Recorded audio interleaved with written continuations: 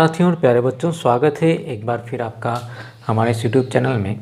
देखिए, पिछले वीडियो तक हमने जो है नास के जो क्वेश्चन नंबर्स अपने को दिए हुए थे थर्ड पेपर के अंदर, उसमें 12 क्वेश्चन तक के सॉल्यूशन हमने देख लिए थे। आज के इस वीडियो में हम आगे के क्वेश्चंस को सॉल्व करने का प्रयास करेंगे और आपको बताएंगे सॉल्यूशन उनका किस तरीके से अपने को मिलने वाला है।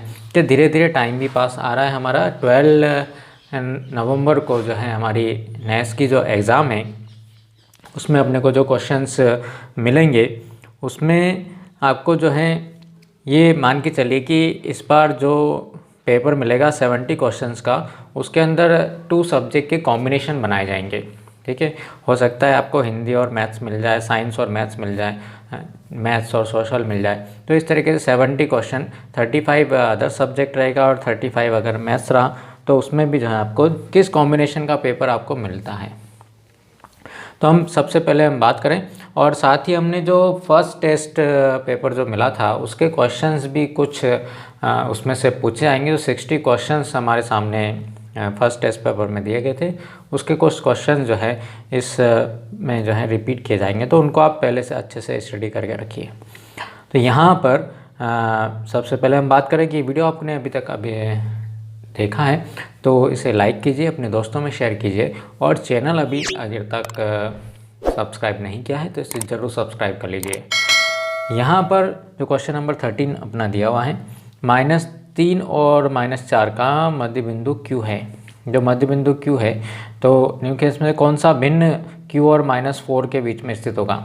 यहाँ पर ये मिड पॉइंट है, तो यहाँ पर इसके मध्य बिंदु जो अपने को मिलेगा, मतलब यहाँ पर एक परिमेय संख्या अपने को मिलेगी, दोनों को प्लस करके 2 से हम डिवाइड कर दें तो इन दोनों का मध्य बिंदु अपने को ये मिल जाएगा। अब Q और -4 के बीच में कौन सा नंबर अपने को मिलेगा। देखिए, Q की वैल्यू कितनी है, -7/2 है और 4 कितना है हमारे पास में, सेकेंड नंबर -4 है। इन दोनों के बीच में अपने कोई नंबर फाइंड आउट करना है, तो यहाँ पर हम 2 से डिवाइड कर दें, दोनों को प्लस करके 2 से डिवाइड कर दो तो उसके बीच के वाली जो परिमेय संख्या है, दो संख्याओं के बीच परिमेय संख्या जो है अपने को ये नई परिमेय संख्या मिल जाएगी। अब देखिए यहाँ पर जो है एलसीएम ले लेते हैं हम ऊपर, तो यहाँ पर मिल जाएगा -7 और -8 और ऊपर का एलसीएम जो नीचे लाएंगे हम तो 2 और 2 कितना हो जाएगा, 4 हो जाएगा।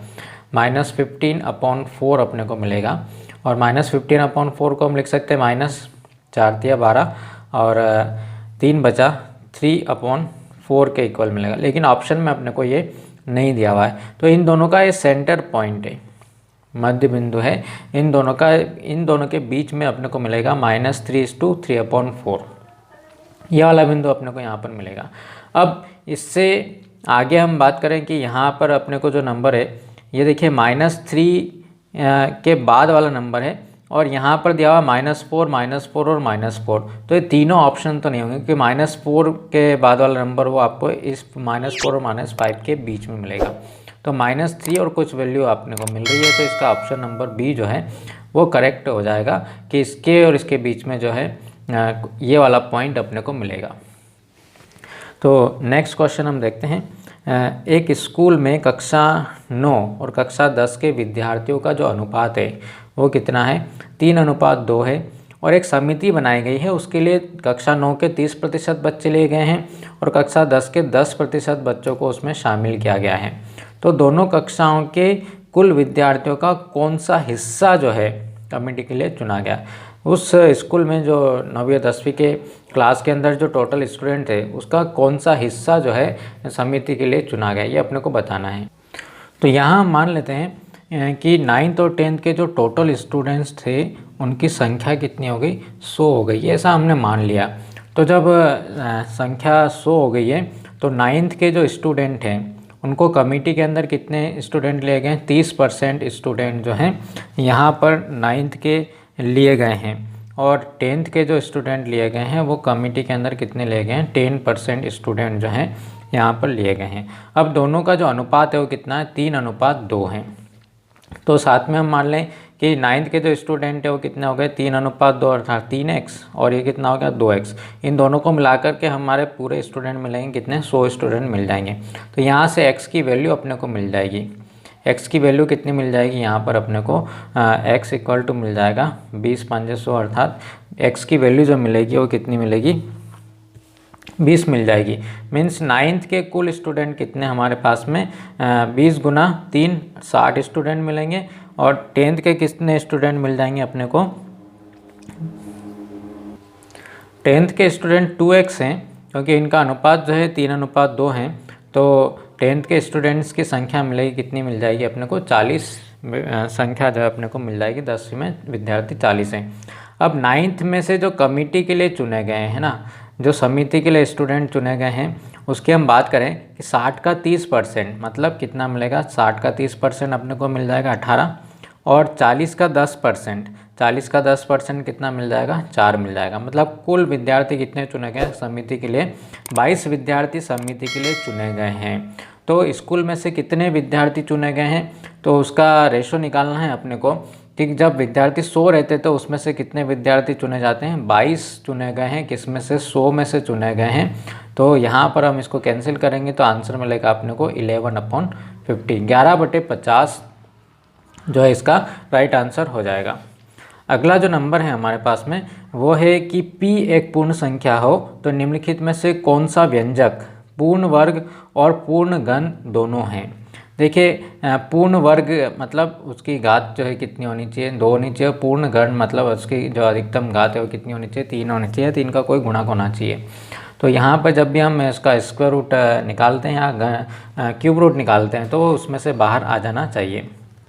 तो इसमें से अपने को पता करना है कि ये जो दे रखे हैं इसमें से पूर्ण घन या पूर्ण वर्ग और पूर्ण घन दोनों ही जो है कौन से नंबर अपने को मिलेंगे। कहने का मतलब ये है कि उसकी जो घात है कितनी होनी चाहिए इन दोनों के एलसीएम के इक्वल, यानी कि 6 के बराबर हो या 6 का कोई गुणक हो। तो यहाँ पर हम देखते हैं इसके आधार बराबर है तो घातें जोड़ करके यहाँ पे कितनी घात मिलेगी अपने को 5 मिलेगी। तो ये तो ऑप्शन इसका हो नहीं सकता। यहाँ पर चूँकि आधार बराबर है और एक प्लस में एक माइनस में, तो यहाँ पर p की घात कितनी हो जाएगी 4 हो जाएगी। यहाँ पर पूर्ण वर्ग तो बन जाएगा ये क्योंकि 2 का गुणक है, लेकिन पूर्ण घन जो है यहाँ पर नहीं बन पाएगा। इसको हम सॉल्व करें p³ और अपॉन में कितना है p की पावर -3 है। p की पावर -3 को हम कैसा लिख सकते हैं p³ अपॉन 1/p³। जब ये चेंज होकर ऊपर चला जाएगा तो क्या हो जाएगा p³ और p³ मीन्स घात जो है जुड़ जाएगी। p की घात कितनी हो जाएगी 6 हो जाएगी। यहाँ पर ये ऑप्शन अपने को लग रहा है कि हो सकता है। लास्ट ऑप्शन को और हम चेक कर लेते हैं कि यहाँ पर जो है कितना आंसर इसका मिलेगा p6/p3। तो इसकी घात कितनी होगी p3 होगी, मतलब केवल पूर्ण घन होगा पूर्ण वर्ग नहीं होगा। तो पूर्ण वर्ग और पूर्ण घन अपने को यहाँ पर मिल रहा है। इसका ऑप्शन नंबर सी जो है इसका करेक्ट आंसर हो जाएगा। नीचे दिए गए समीकरण को देखें। देखिए 2 संख्याओं का गुणा का उत्तर जो हमारे पास में ये है। अब इसमें से क्या क्या इन्होंने 0.1234, ठीक है, यहाँ पर 1.234 है, उसमें क्या कर दिया है ना 0.1234 किसके इक्वल होगा, और इधर जो ऑप्शन है वो कितना है 70.06652। तो ऐसा आंसर जो है अपने को कब मिलेगा। तो यहाँ पर इसको जनरली देखने से अपने को ये मिलेगा कि ये वाला जो 56.78 है इसको इधर क्या कर दिया गया है डिवाइड कर दिया गया है। तो यहाँ पर जो आंसर अपने को मिलेगा वो कितना मिलेगा 5.678 जो इसका आंसर मिल जाएगा। आंसर नंबर बी जो इसका करेक्ट हो जाएगा। नेक्स्ट क्वेश्चन है, नीचे दिए गए बेलनाकार और घनाभ के आकार के पात्रों की ऊंचाई जो है वो कितनी है समान है। देखिए इसकी ऊंचाई भी h है और इसकी ऊंचाई भी h है, लेकिन इनके अंदर जब पानी भरा जाता है समान आयतन का पानी भरा जाता है, समान मात्रा का पानी भरा जाता है, तो ये इस बेलनाकार भाग में आधी ऊंचाई तक जाता है h/2 तक जाता है, और जो घनाभ के आकार का जो पात्र है उसके अंदर कितनी ऊंचाई तक चला जाता है h/3 ऊंचाई तक चला जाता है। साथ में बोला गया है कि यदि बेलनाकार पात्र के आधार का क्षेत्रफल 154 वर्ग सेंटीमीटर है तो घनाभ के आकार के पात्र के आधार का क्षेत्रफल कितना होगा। देखिए यहाँ पर जो अपने को दे रखा है उसके अंदर जब हम इस भाग की बात करें तो यहाँ पर इसके आधार का क्षेत्रफल अपने को कितना मिल जाएगा। इसके आधार का क्षेत्रफल जो है वो कितना दे रखा है 154 दे रखा है। πr² = 150 होगा, क्योंकि इसका आधार जो होता है बेलन का वो कैसा होता है वृत्त के आकार का होता है। वैल्यू पुटअप करते हैं हम पाई की 22/7, r² = 154। तो इससे अपने को जो है क्या होगी, इसकी त्रिज्या की ज़रूरत पड़ेगी। और त्रिज्या क्यों निकाल रहे हैं हम, ये भी हम बताएंगे अभी कि थोड़ी देर में कि त्रिज्या इसकी क्यों निकाली जा रही है। तो 22×7 = 154, R² = 7×7 हो गया। तो R का मान हो गया अपने पास कितना हो गया, 7 सेंटीमीटर इसकी त्रिज्या का मान हो गया। अब देखिए जब इसके अंदर ये पानी जब भरा जा रहा है तो बेलन का आयतन और इसका घनाभ का आयतन, दोनों के आयतन जो होंगे वो कैसे होंगे, बराबर होंगे, क्योंकि समान मात्रा में जो है पानी जो इसके अंदर भरा गया है, इसलिए दोनों के आयतन जो अपने को मिलेंगे वो बराबर अपने को मिलेंगे। बेलन के आयतन का सूत्र कितना होता है, πr² और h होता है। और घनाभ के आयतन का सूत्र क्या होता है, लंबाई गुणित चौड़ाई गुणित ऊंचाई। यहाँ पर ऊंचाई के लिए अपने को कितना मान लें, हम h मान लें। लेकिन ये बोला गया है कि यहाँ पर जो पानी जो भरा गया है वो कितनी ऊंचाई तक आता है, यहाँ पर h/2 ऊंचाई तक आता है, और यहाँ पर कितना आता है, h/3 ऊंचाई तक आता है। ठीक है, जितनी इसकी ऊंचाई है उतना आ जाता है। तो यहाँ पर अपने पास में जो है इसका वैल्यू पुटअप कर दें हम, यहाँ पर 22/7 और R² का मान अपने को 49 मिला था, 7×7 मिला था, यहाँ से मिल गया h/2। और ये कितना हो गया है, AB और इंटू h/3 अपने को यहाँ पर मिल गया। तो इसका घनाभ के आधार का क्षेत्रफल, देखिए घनाभ के आधार का क्षेत्रफल जो होता है, घनाभ की जो फलक होती है उसमें क्या होगा, लंबाई गुणित चौड़ाई अपने को मिलेगी। क्षेत्रफल जिससे हम क्या निकालते हैं, लंबाई गुणित चौड़ाई को हम क्षेत्रफल कहते हैं। तो ये वाला भाग जो अपने को रखना है बचा करके, और बाकी का जो हिस्सा है उसको जितना अगर कट सकता है तो उसको हम काट दें। तो यहाँ से जो है 2 से इसको काटा तो इधर कितना हो जाएगा, 11 हो जाएगा। और ये वाला अपने पास में बच गया है 11×7×h, और इस तरफ से अपने क्या निकाल लिया, 3 निकाल लिया। और ये h जो है कहाँ चला जाएगा, अपॉन में चला जाएगा। तो इधर क्या बन जाएगा अपने को, ये क्षेत्रफल इसका मिल जाएगा। तो इसको इससे हम कैंसिल कर दें, क्या मिल गया, 11×7 और 33×7 हम कर लें इक्वल टू AB अपने को मिल जाएगा। तो 7×21 और 7×21 और 2 23 हो जाएगा। 231 वर्ग सेंटीमीटर जो है यहाँ पर कहाँ पर दिया हुआ है, ऑप्शन नंबर C पर दिया हुआ है। तो इसका राइट आंसर ये अपने को मिल जाएगा। अब देखिए नीचे दिया गया समीकरण देखें, और इसको सही बनाने के लिए कौन सा विकल्प बॉक्स में आएगा। तो हम मान लेते हैं ये कितना है, x का, इसको सही बनाने के लिए x जो है इसमें आ जाएगा।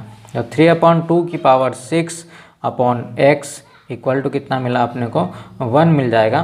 तो इस x को हम इधर मल्टीप्लाई कराएं तो x इक्वल टू कितना होना चाहिए अपने पास में, 3/2⁶ होना चाहिए। अब यहाँ देखें 3/2⁶ कहाँ हो रही है, 3/2 देखिए ये घातांक का नियम है, x की घात m और पूरे की घात n हो तो x की घात m गुना n के बराबर अपने को आंसर इसका मिलता है। तो यहाँ पर तो पावर 8 हो गई, यहाँ पर भी 8 हो गई, दोनों ऑप्शन तो ये हमारे लग नहीं रहे। अब इनको सॉल्व करके ये ऑप्शन अगर अपने को मिल जाता है तो यहाँ पर देखिए 4 को लिख सकते हैं 2 की घात 2, ठीक है, और 4/9 को लिख सकते हैं 2/3। इसकी घात कितनी हो गई, 2/3 की घात 2 और पूरे की घात कितनी हो जाएगी, -3 हो जाएगी। तो यहाँ पर 2/3 की घात कितनी हो रही, कुल मिला के -6 हो रही है। 2/3 की घात -6 हो रही है। तो इसको हम चेंज करेंगे, -6 को अगर आप +6 में या 1 के अपॉन में लिखेंगे तो ये कितना हो जाएगा, 3/2 की पावर किसके बराबर हो जाएगी, 6 के बराबर हो जाएगी। तो ये वाला आंसर जो है इसका C वाला पार्ट जो है राइट हो जाएगा। नेक्स्ट क्वेश्चन पर आते हैं हम। ये आयत चित्र दे रखा है और एक हेल्थ क्लब में लोगों के जॉगिंग के लिए जो समय को उसको प्रतिशत को जो है दर्शा रहा है। जॉगिंग का जो समय है प्रतिशत में वो बताया, इधर बताया लोगों की संख्या। तो यहाँ पर जो है 0 से 20% वाले जो लोग हैं वो कितने, 5 है, यहाँ पर 5 है। सबके मान मैंने यहाँ पर लिख दिए हैं। कुल मिलाकर के जो है अब पूछा क्या जा रहा है, हेल्थ क्लब में कितने प्रतिशत लोग अपने व्यायाम समय का 60% से कम समय जॉगिंग में व्यतीत करते हैं। 60 से कम, कितने प्रतिशत लोग जो है 60 से कम, 60 से कम अर्थात यहाँ से कम अपने को चलना है कि ये कितना हिस्सा जो है अपने को मिलने वाला है। 10 और 10 20 लोग हैं। और टोटल कितने हैं हमारे पास में, टोटल जो व्यक्तियों की संख्या है वो हम निकाल लेते हैं यहाँ पर कि कुल कितने व्यक्ति जो हैं जो उस क्लब के अंदर मेंबर हैं। तो कुल जो टोटल नंबर हैं वो कितने हैं मेंबर्स के, वो 50 है। और 50 में से 20 जो है वो 60% अपना समय जो है व्यतीत करते हैं, 60 से कम समय व्यतीत करते हैं, तो 50 में से 20 हैं तो 100 में से कितने मिलेंगे अपने को? 100 में से 40 मिलेंगे, क्योंकि प्रतिशत के लिए अपने को 100 में कन्वर्ट करना पड़ेगा उसको, तो 40% लोग, इसका जो है राइट आंसर हो जाएगा। आयत चित्र के आधार पर निम्नलिखित में से कौन सा कथन सही है? देखिए पीछे हम देखते हैं कि इसका कौन सा कथन जो अपने को सही लग रहा है। क्लब में आधे से अधिक लोग अपने व्यायाम का समय 60% से कम समय जॉगिंग में व्यतीत करते हैं। नहीं, रॉन्ग है। अभी अभी हम देखा कि आधे से कम है, 40% ही है। उन लोगों की संख्या 20 है जो अपने व्यायाम का अधिकतर समय जॉगिंग में व्यतीत करते हैं। अधिकतर समय व्यतीत करने वाले जो कुल लोग हैं वो 20 से जो है ज़्यादा अपने को यहाँ पर मिलेंगे, जो अधिकतर समय जॉगिंग में व्यतीत कर रहे हैं। ठीक है, 20 और 10-30 लोग जो हैं वो अधिकतर समय अपना जॉगिंग में व्यतीत कर रहे हैं, 60 से ज़्यादा हैं। कम से कम एक व्यक्ति अपने व्यायाम का 100% समय जॉगिंग में व्यतीत करता है। 100% वाले जो लोग हैं वो कितने हैं? यहाँ पर अपने पास में जो है 10 लोग हैं, इसलिए जो है ये भी जो है राइट आंसर हमारा नहीं होगा। इसलिए ऑप्शन नंबर डी जो इसका राइट होगा। 5 लोग अपने व्यायाम का समय का 20% से 40% समय जॉगिंग में व्यतीत करते हैं। शुरू के जो 5-5 के जो कॉलम बने हुए हैं, तो इसका राइट आंसर ही हो जाएगा। अरुण के गुल्लक में कुछ पैसे थे, उसने P रुपए गुल्लक में डाले तो कुल राशि P/2% बढ़ जाती है। तो अरुण द्वारा P रुपए डालने से पहले गुल्लक में कितने पैसे थे, ये अपने को ज्ञात करना है। तो यहाँ पर हमें नहीं पता है कि उसके गुल्लक में जो है कुल कितने पैसे थे, तो हम मान लें कि उसके गुल्लक में कुल जो पैसे थे वो कितने थे? X रुपये या X पैसे थे। जब उसने गुल्लक में P डाले मतलब उसके अंदर कितने बढ़ गए? P बढ़ गए। तो ये मान जो किसके बराबर है? कुल राशि का। कुल राशि मतलब पहले कितनी थी? X थी, अब उसका कुल राशि का P/2% बढ़ जाता है। तो कुल राशि का P/2%, कुल राशि का P और /2 और प्रतिशत लगाना है, मतलब अपने को 100 आएगा यहाँ पर। तो ये कितना हो जाएगा? 2% जो है कितना मिल जाएगा अपने को? 200 XP/200 अपने को मिल जाएगा। यहाँ ये x से x हम इसको ट्रांसफ़र करेंगे तो कैंसिल हो जाएगा। आंसर मिलेगा अपने को P = XP/200। अब हम क्या करें, इसको सॉल्व कर लेते हैं। तो यहाँ पर जो कितना मिल जाएगा? P × 200। अपने को किसकी वैल्यू चाहिए? x की वैल्यू चाहिए, तो इस p को भी इधर लेकर के आना पड़ेगा। तो p से p कैंसिल हुआ, तो x की वैल्यू कितनी हो गई? 200 हो गई। तो इसका राइट आंसर जो है हमारा a वाला पार्ट जो हो जाएगा। नेक्स्ट क्वेश्चन पर आते हैं हम, और यहाँ पर देखते हैं कि इस चित्र के अंदर त्रिभुज PQS और RQS सर्वांगसम त्रिभुज हैं। तो निम्नलिखित में से कौन सी शर्त जो है वो सही नहीं है? दोनों त्रिभुज कैसे हैं? सर्वांगसम है। देखिए इसमें इन दोनों त्रिभुजों को अलग अलग बना दिया गया है। PQS, ठीक है, त्रिभुज PQS की हम बात करें तो यहाँ पर जो है S पर 90 डिग्री बना हुआ, और इधर भी जो है RQS की बात करें, RQS तो S पर ही यहाँ पर जो 90 डिग्री अपने को मिलेगा। तो S पर दोनों बन गए, दोनों सर्वांगसम है। सर्वांगसम त्रिभुज जब होते हैं तो उसके 6 पार्ट जो हैं वो कैसे होंगे?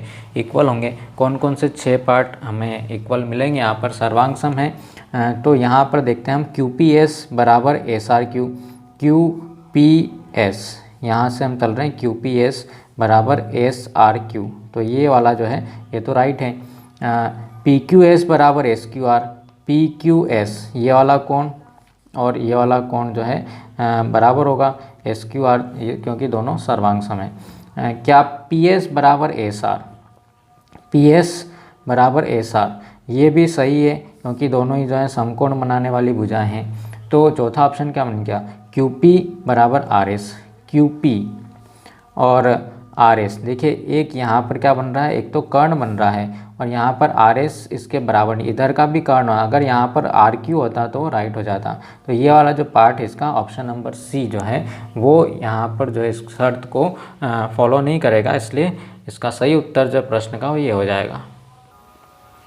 नेक्स्ट क्वेश्चन जो अपने को दिया हुआ है कि दो समान दो ठोस एक समान घन से मिलकर के बने हैं, अर्थात इनके घनों की संख्या जो है बराबर है। घन के प्रत्येक फलक का क्षेत्रफल जो है वो कितना है, p वर्ग सेंटीमीटर है। देखिए इसका भी क्षेत्रफल p, इसका भी p, सभी का जो है क्षेत्रफल कितना है, p वर्ग सेंटीमीटर। और चित्र 1 के ठोस का कुल पृष्ठीय क्षेत्रफल कितना दिया हुआ है, यहाँ पर ये चित्र दिख रहा है, इसके जितने भी इस फल के हैं उसका सभी का संपूर्ण क्षेत्रफल q है। तो चित्र 2 के जो विकल्प हैं उसमें से जो है चित्र 2 के ठोस का कुल पृष्ठीय क्षेत्रफल अपने को निकालना है। तो यहाँ पर देखिए आप लोग कि जो सामने दिख रहा है, जो चित्र के जो सामने वाले फलक हैं उसके बारे में यहाँ पर बात की गई है। कितने p हो जाएंगे, 1 2 3 4 5 6 7 8, ठीक है। हर फलक का मतलब यहाँ पर कितने हो गए हमारे पास में 8p जो है यहाँ पर मिल जाएंगे, और 8p को क्या बोल रहे हैं, q बोल रहे हैं। और यहाँ पर कितने 1 2 3 4 5 6 7 8, और यहाँ पर कितना हो गया 9 हो गया। 9 हो गया मतलब 8p प्लस p हो गया, और इस 8p को हम कितना बोल रहे हैं, q बोल रहे हैं। तो यहाँ पर कितना आ जाएगा q प्लस p, या p प्लस q जो है वर्ग सेंटीमीटर, इसका राइट आंसर अपने को मिल जाएगा। नेक्स्ट क्वेश्चन पर आते हैं। एक जादूगर ने 1 से 100 तक के कार्ड को एक पंक्ति में सही क्रम में रखा हुआ है, और उसने एक चाल चली। क्या चाल चली भैया, कि जो 7 नंबर जहाँ पर भी मिल जाए उसको वो क्या कर देता है, गायब कर देता है। तो चाल चलने के बाद में 10वीं स्थिति संख्या इस प्रकार, यहाँ पर देखिए 7 अंक जो है वो गायब है। ऐसे ही 7 के बाद किसको गायब करेगा, वो 17 को गायब करेगा, 27 37, जिस जिस अंक संख्या में 7 आता है उसको गायब करता जाएगा। और 70 71 72 73 74 75 76 77 78 79 और 88 तक जो है उसको कौन सी स्थिति में होगा, ये अपने को पता करना है। तो हम इसको काउंट करेंगे। यहाँ पर तो हमारे पास में जो है हर सीरीज़ में यहाँ पर देखिए 11 तक जो है कितने नंबर आ जाएंगे, 10 तक के नंबर अपने को मिलेंगे। तो 69 तक जो है अपने को कितने नंबर मिल जाएंगे अपने को, और उसके बाद में हम जो इसको काउंट कर लें तो कुल मिलाकर के जो यहाँ पर कितने नंबर अपने को प्राप्त होंगे, तो वो जो 88 जो आएगा वो हमारी कौन सी स्थिति में आएगा, 70वीं स्थिति में अपने को जो है 88 मिल जाएगा। इजी क्वेश्चन है, आप खुद कर सकते हैं इसको, कोई दिक्कत वाली बात जो इसके अंदर नहीं आएगी। थोड़ा सा इसके अंदर जो है अपना दिमाग लगाना पड़ेगा आपको। तो यहाँ पर नेक्स्ट क्वेश्चन आता है कि L और M दोनों समांतर रेखाएं हैं, तो इस कोण का मान अपने को निकालना है। देखिए ये दोनों समांतर है, तो इनके समांतर हम एक रेखा बना देते हैं यहाँ पर, कि ये भी जो इसके समांतर रेखा बन जाती है। तो जब ये दोनों समांतर है, दो रेखाओं के समांतर कोई सरल रेखा हम खींचते तो दोनों के आपस में समांतर अपने को मिलेगी। तो यहाँ पर ये तिर्यक रेखा का काम करेगी, और तिर्यक रेखा के एक ही ओर के कोणों का कितना होता है, 180 डिग्री होता है, संपूरक होता है। तो यहाँ पर ये कोण कितने डिग्री का हो गया, 50 डिग्री का हो गया। और ये 112 और ये भी क्या हो गई, दोनों समांतर रेखा हो गई। तो एक ही ओर के कोण का योग 180। तो ये वाला जो नीचे वाला हिस्सा जो अपने को बन रहा है 180 में से हम इसको क्या कर देंगे, घटा देंगे। तो अपने को यहाँ पर कितना मिल जाएगा, 68 डिग्री ये वाला कोण जो है अपने को मिल जाएगा। तो कोण POR अपने को पूछा, POR की वैल्यू जो होगी वो 50 और 68 के इक्वल होगी। यहाँ पर कितना हो जाएगा, 8 और 1 11 हो जाएगा, 118। तो इसका राइट आंसर जो अपने को कितना मिल जाएगा, ऑप्शन नंबर ए जो इसका राइट आंसर अपने को मिल जाएगा। तो इस वीडियो में इतना ही, क्योंकि वीडियो ज़्यादा लंबा हो रहा है। और हम मिलते हैं अगले वीडियो में, जिसमें हम क्वेश्चन नंबर 27 से आगे क्वेश्चंस को सॉल्व करेंगे। वीडियो आपको पसंद आया तो लाइक कीजिए, दोस्तों में शेयर कीजिए, और चैनल अभी तक सब्सक्राइब नहीं किया है तो इसे ज़रूर सब्सक्राइब कर लीजिए। मिलते हैं हम अगले वीडियो में, तब तक आगे क्वेश्चंस को सॉल्व करेंगे। तब तक के लिए have a nice day, thank you.